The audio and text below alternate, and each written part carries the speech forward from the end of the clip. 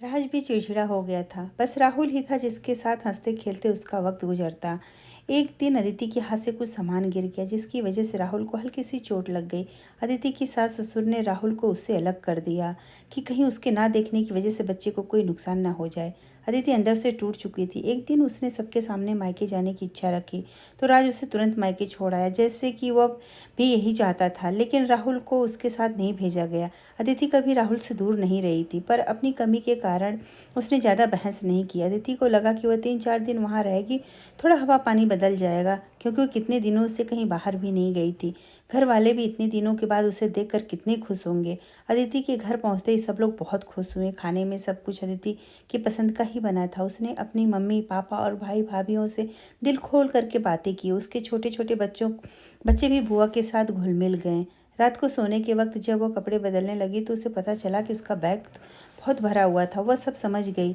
वह बहुत उदास हो गई। कुछ दिनों तक तो सब कुछ ठीक रहा, फिर जैसे तैसे सब बदलने लगा। उसका व्यवहार बदल रहा था।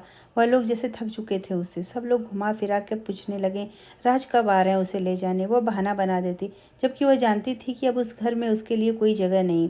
अदिति के चलते वक्त कुछ ना कुछ नुकसान हो जाता। थोड़ी बहुत टोका-टकी सुनाई देती, वह टाल देती।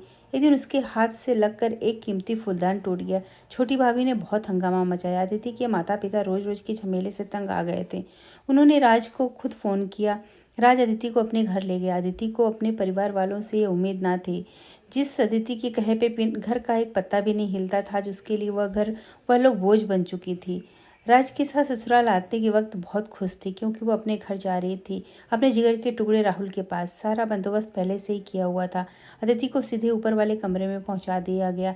राहुल से दूर रहने की सख्त चेतावनी दी गई थी। एक काम वाली को रखा जो उसने खाने का पहनने जैसी ज़रूरतों का ध्यान रखती। कविता सबकी लाडली बेटी और बहू सबके लिए लाडली बोझ बन